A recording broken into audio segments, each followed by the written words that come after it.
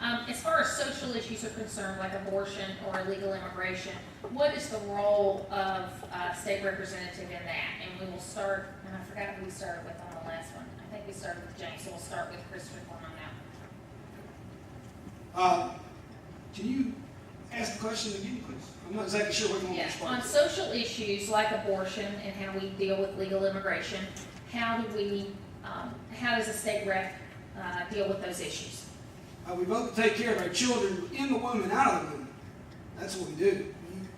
You can talk about pro-life, pro-choice. By the way, if you want to know, I'm pro-life. I'm going to be the only Democratic pro-life out here. I do accept the 3 exceptions that rape, incest, and life of the mother. I'm not going to tell a woman who is impregnated by a criminal act or may possibly die that she can't. The best person to make that decision is the doctor. We need to take care of our kids after they get out of the womb, though. We need to have good education. We need to have good health care. That's how you do it. A lot of that, unfortunately, is a federal level. So those questions that probably would have been better directed at Mr. Deal and Mr. Scott, because immigration, unfortunately, until our federal government decides that they want to get serious about immigration, there's not a whole lot we can do on the state level except for make it worse. And so that's my opinion on both of those. Representative Mills? I have a long history of being pro-life. I continue to be pro-life, whether elected or not elected. It's a very strong issue in my basic foundational principles. I've passed legislation that reflects that. I voted in that regard as well. I believe every person has a right to a birthday. In the case of the life of the mother is the only exception that I would have to that. I believe every person has a right to a birthday. As far as immigration, immigration must be dealt with at the border, but that's not the only place. We have waited for the federal government to do something, to do something, to do something. Finally, they heard our cry and started the process to begin a wall. That was only after the state of Georgia led the nation in passing some of the toughest illegal immigration laws in the state, which I'm proud to have been a part of, and I'll continue to be a part of. If you show disregard for the federal laws of this country and you bypass a federal port of entry, then you are saying to me that you have no disregard for federal law and you may have no disregard for state law or even local law. And I've had a very strong position on illegal aliens. I'll continue to do that. This is a country that we welcome everyone, but there's a legal way to get here. And we support you as long as you support that legal way. Okay, we got a final question before closing statements. And there's really 2 questions, so what I'll do is they're about the same thing. So I'll just read both of them and then we'll put them together. Why do you both choose to send a child out of the local school district? And the follow-up to that is how can you support Hall County schools when your child attends a school in another county? So, I don't know who those were directed to, but we'll go ahead and ask that question. We'll begin with James Mills on that one. Thank you, Martha. I really would appreciate whoever asked the question. I'll be glad to talk to you afterward about it. But since you've asked the question publicly, I'll have to tell this publicly. I have children, one at South Hall Middle School. I have Malachi. I have one that just graduated from Johnson High School. He now goes to Gainesville College. We have one that we just entered into Beaufort City School because she was threatened to be killed by someone who brought a knife to public school. Now, for someone to bring that up at this forum, and now I have to expose this, is a little less than genuine. And I only pray to God that He'll continue to protect my family and my life. It wasn't a choice that I made. There are great schools in Hall County, but I'm going to tell you what, I'm going to do what's best for my children. And I think any parent would. It went to court. It was settled there in court. And as a result of years of trying to work with it, it couldn't work out. The gentleman showed back up at high school. We felt like the best thing to do for our daughter was to send her to a safe learning environment. Not that the school she was at is not safe, but we didn't feel like it was safe with that gentleman being there. And I think that's the gist of that. Chris Strickland. What your family does is it's a private matter.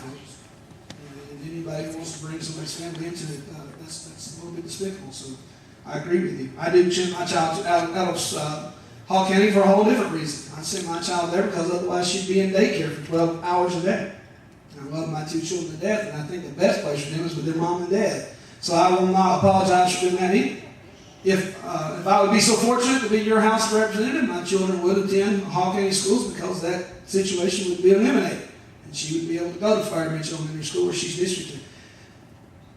Politics has gotten bad when you start bringing people's family into it, folks. We've got to end this. We need to end it now. Just this week, I've been informed of, I try not to read them because they're so depressing, but there's been two blogs out there that sort of one wanted to get me and one wanted to get Mr. Mills. Folks, you need to stop and think about the people who are running for these offices. We don't do it because it's fun. We do it because you need representation. You need good government. You need functioning schools. Schools where if somebody threatens a state representative's daughter with a knife, he no longer would be in that school if I were your state representative. We'd make sure that never, ever happened. And if it ever did happen, we would punish them with the fullest extent of the law. And that's exactly what I would do if I'm elected as your state representative. And we'll have closing statements now, and we will start with Strickland. Again, thank you so much for allowing me to be here. It has been a great opportunity. I hope we have more of these opportunities over the next few days, actually. We're getting pretty close, and you're going to have to make a decision on who you want your state representative to be. You can choose to have more of the same. You can choose to vote for a tax and spend liberal. You can choose to elect a representative that does not understand that when you cut education and you send unfunded mandates back to the local, that it is in fact nothing less, nothing at all less than an unfunded mandate that causes property taxes to go up. Now, on the social issues, you got a good shot either way. But if you're really concerned about keeping Hall County to be a great place to live, not a great place to live, folks, let's go for something extraordinary. Let's be an extraordinary place to live. We can be extraordinary when we fully fund education, when we find a better way to fund our roads. We can be extraordinary when we have a healthcare system that values all of Georgia.